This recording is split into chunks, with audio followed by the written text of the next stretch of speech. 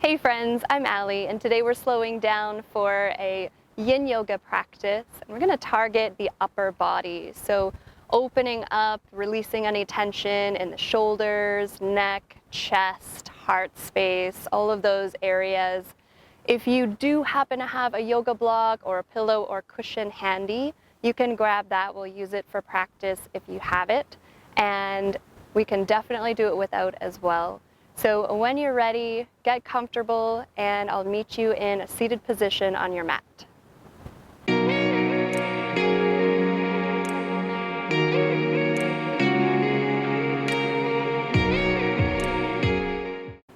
All right, so we are landing in a tall seated position to start. We have this beautiful natural backdrop today, perhaps a little bit of feedback, sound from the waves. But come on, look how beautiful it is. So tall seat, we'll take it, right? Let's just start with some shoulder rolls, roll them up, back, and down a couple of times.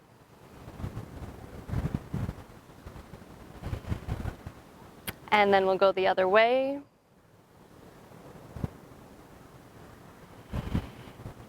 And we'll take just a gentle seated twist here. You can bring your right hand behind you, left hand across the body. Gently twisting right from the low belly. We don't want to crank through the neck, so eyes are looking kind of in the same direction that your chest is pointed.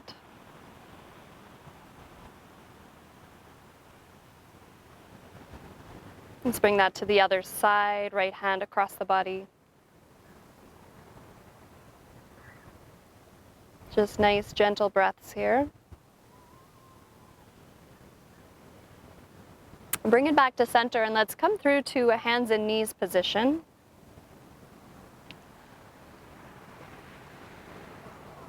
Place your hands under your shoulders. Knees are under your hips. Let's take a little movement for the spine here to wake it up. So a cow pose, drop the belly, lift your chest as you inhale. And on your breath out, round your spine, puff up between the shoulder blades. Let's do just one more of those. Inhale, lengthen, maybe the chin lifts. Exhale, round your spine, look towards your thighs. Bringing that spine back to a neutral position. Okay, now let's reach the right arm out and up, so opening up the chest to the right. Thread the arm all the way underneath, so your right cheek comes all the way down to the floor or a block. And as you land there, you're going to soften into the right shoulder. Now you can keep your left hand planted in front of you, or you could bring it to your low back behind you for a little more opening.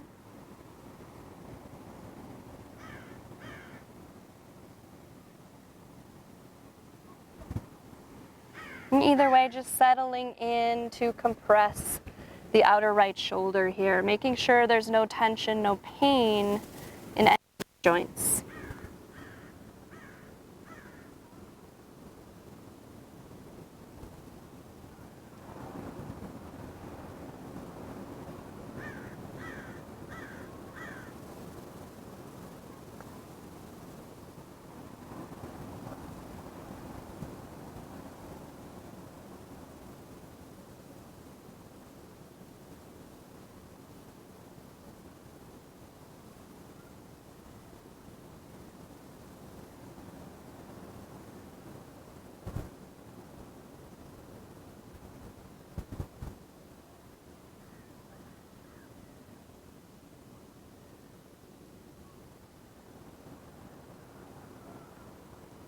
So we'll stay with it here for a few more breaths.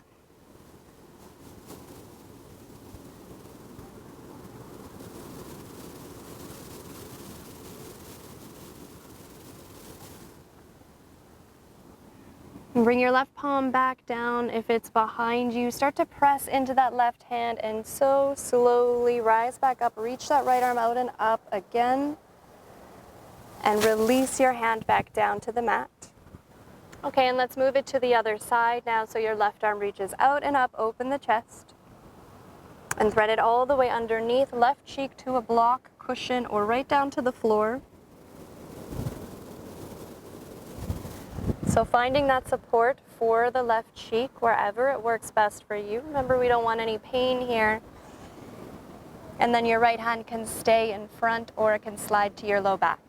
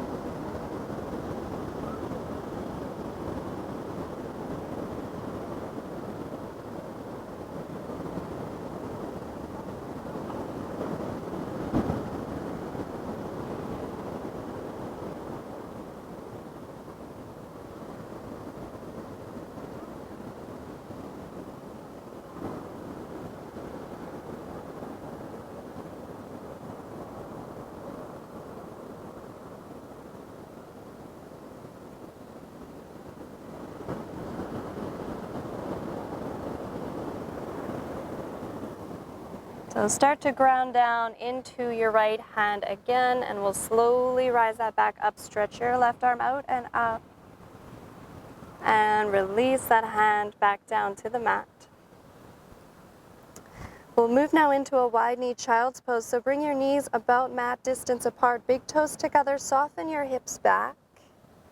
And you'll start to lower down. So again, you could plant your hands under your forehead if your forehead doesn't reach your mat. But what I like to do here is create some opening into the triceps, the back of the arms, the underarms.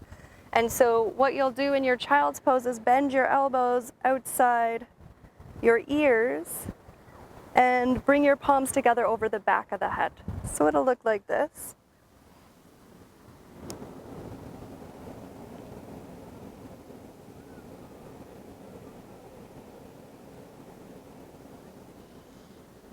And if that shape works for you, just remember we want to use as little effort as possible.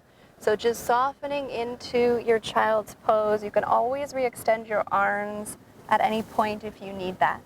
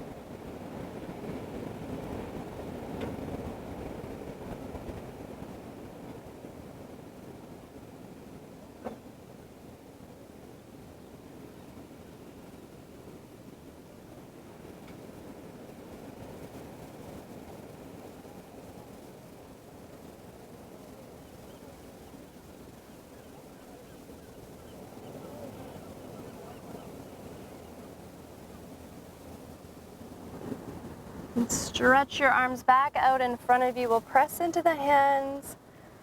Start to rise back up to hands and knees. So a little reset for the hips here. You can stretch one leg back at a time. Tuck the toes under. Just take a little rock forward and back. Switch it up other side.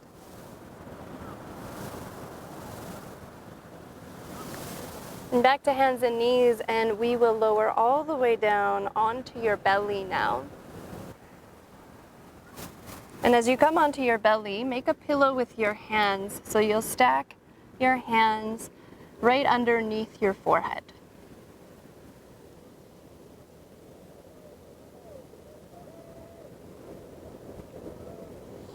And in that shape, you're just settling the back of the body.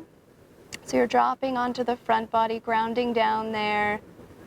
You can start to notice if you feel any compression in your low back, and if you do, that might be the option that you stick with today. Otherwise, we'll bring it up onto the forearms for Sphynx pose. So coming up onto your forearms, elbows will start out about under the shoulders.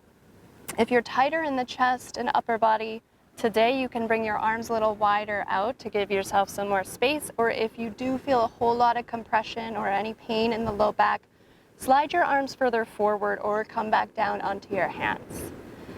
So hanging out here in Sphynx pose, we want to get some compression in the low back, but we want this to be more of a discomfort rather than a pain, as always in a yin practice.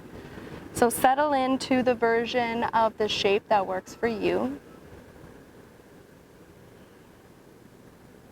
And as you arrive there, you can start to invite as little effort as possible in. So maybe you scan through the body and notice if there's anywhere that your body is tightening up or tensing up that you might be able to release just a little bit. So if your ankles are hugging in, if you're engaging through the glute muscles or hugging in the belly, if you're tightening across the face, just observe that. Use your breath to guide you into a little bit more of a surrender into the shape.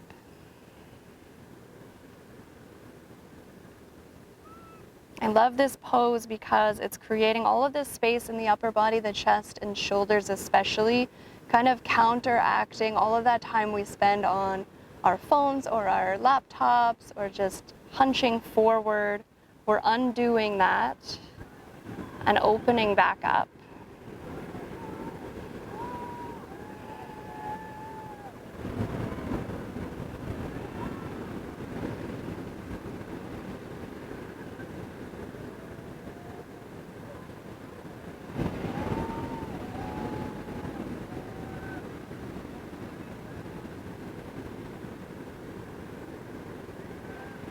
As we hang out here, just continue to come back to the idea of surrender, letting go, using as little effort as you can to stay in the shape. If it's uncomfortable, then you're probably doing it right. It should be. Just because these yin practices are really easeful on the body doesn't mean that they're easy. So it can be challenging to be still, to be quiet. And in those moments, we just invite the breath to support us.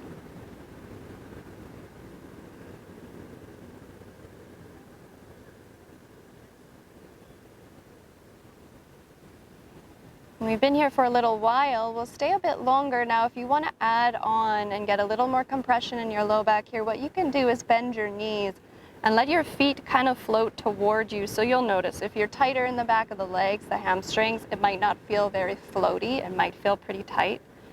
So just see what works for you. If this works and you can still breathe gently, normally, then just stay with it. If not, you can always lower your legs back down. We'll take about 5 more breaths here.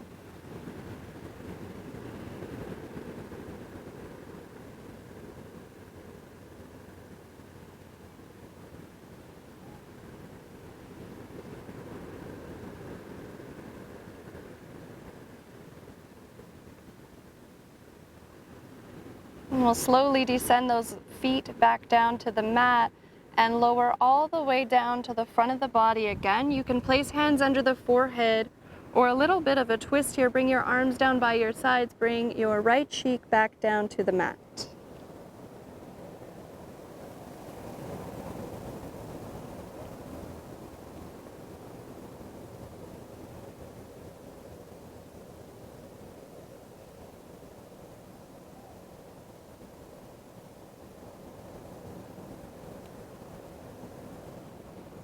If your right cheek is down, we'll go ahead and switch sides to the left.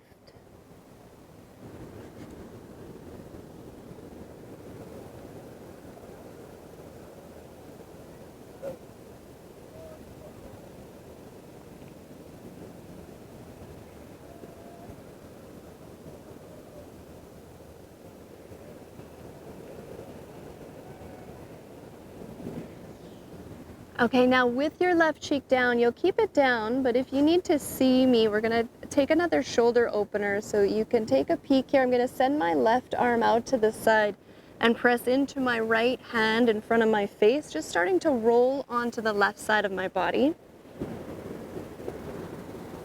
The right foot might step behind as kind of a kickstand, or it could step in front of the leg. We want to keep the left cheek down so it could land on a block or the floor. Kind of an awkward shape, but a really good way to open up the pec and around the chest and left shoulder. So let it be as passive as it can be, not a super long hold here.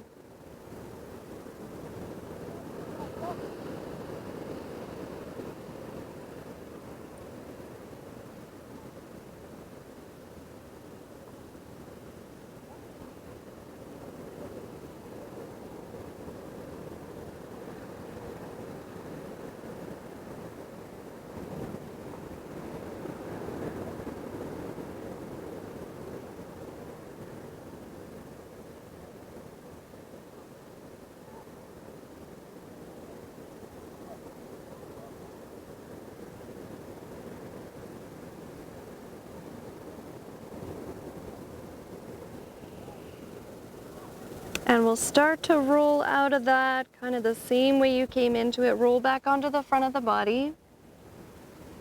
And we'll take the other side. So your right arm extends out to the side, right cheek to the mat. Press into your left hand and roll onto the right shoulder, right side body.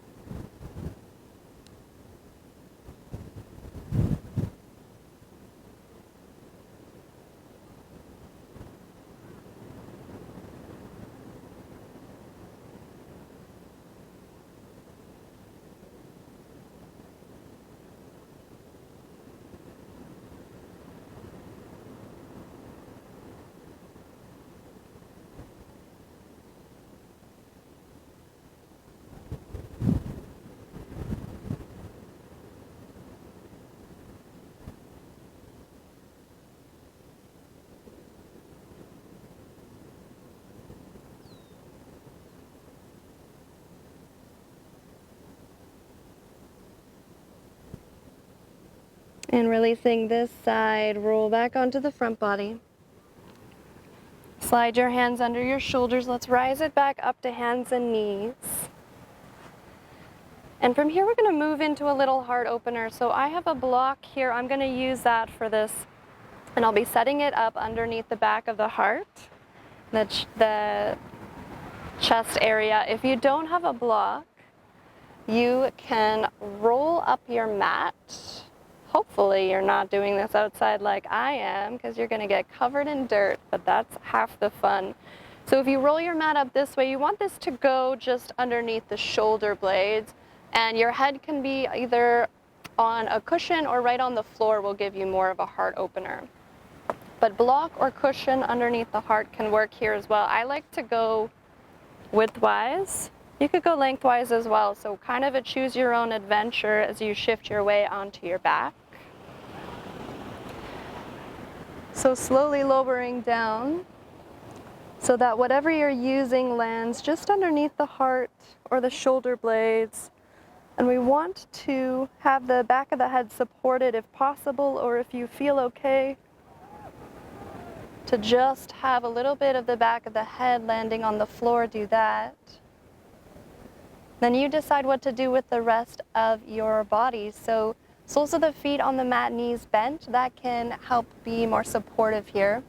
Arms can also come out to the sides to help support. If you want to extend your legs out, you could do that. So we're almost in a Shavasana, supported fish pose. Could also come into a reclined butterfly pose, soles of the feet together, knees fall open. So mostly focusing though, targeting on that upper body one more time with a nice big heart opener. Not in a shape where we're straining, where there's no pinching, so it takes a little bit of exploring to find the right angle. Your body will let you know when you get there, and as you do, just kind of dissolve into the prop that you're using. We'll just breathe here.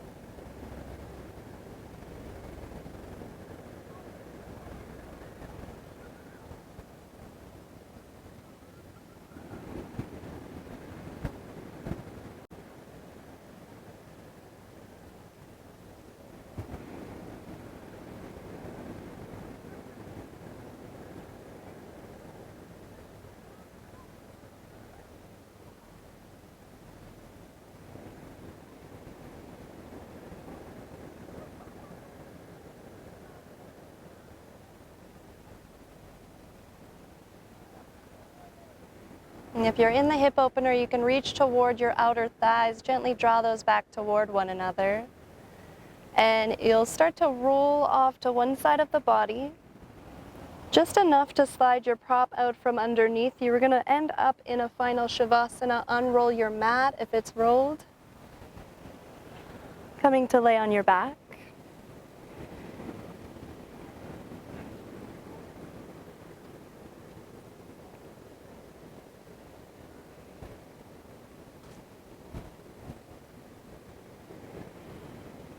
So in your final Shavasana, take up lots of space. Wrap your shoulder blades underneath you. Let the back of the hands land on the floor, maybe past the edges of your mat.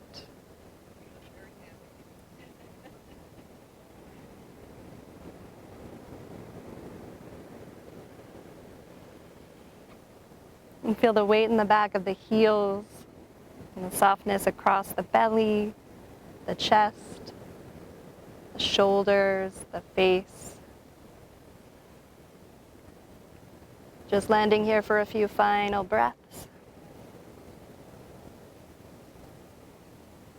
Observe how your body feels now at the end of this short practice. Not searching for an outcome, but just noticing.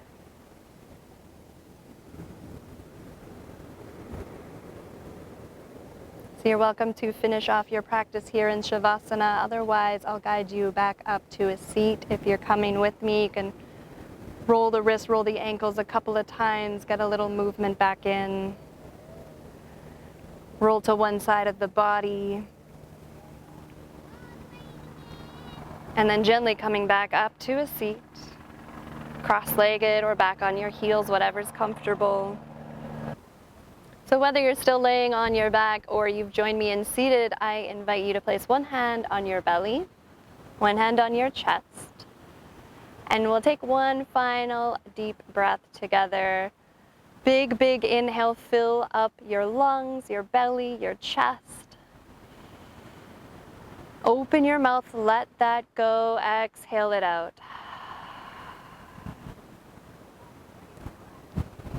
I want to thank you for joining me today. The light in me sees the light in you. Namaste.